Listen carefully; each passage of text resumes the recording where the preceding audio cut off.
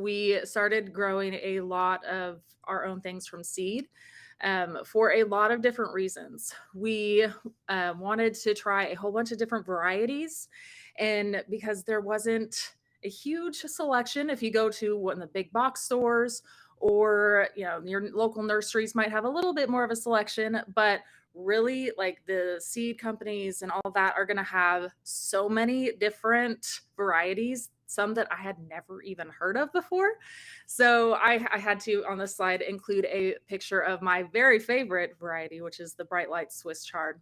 It is one that I absolutely love to grow. It is my favorite now, and I had never even heard of it before whenever I first started gardening.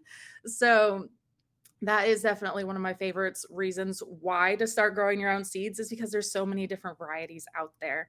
And really and truly, we grow a lot of ours around this time. We're getting ready to start ramping up, starting a bunch of different seeds. And we love to see the green coming up. As you can see in my background, we have a lot of green in the house too, but outside it's not very green. So I love to include a little bit more green, and seed starting helps us see a little bit more green and makes me happier. I love it. And it's just so much fun, and it is amazing to see those little seeds turn into little baby seedlings. It's amazing just going through the process. So if you haven't done it before, you definitely need to. And also, I just love starting seeds because I include my kids in it.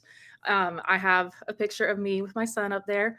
We That was us starting some tomato seeds last season, and they absolutely love to join me getting seeds started. And they always pick out their own varieties too.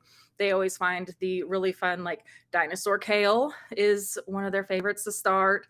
There's like chocolate cherry tomatoes and things like that. Like they get really excited for different names and all of that. So it's really fun, and it's a great way to get your kids involved as well. And of course, saving money is always important too.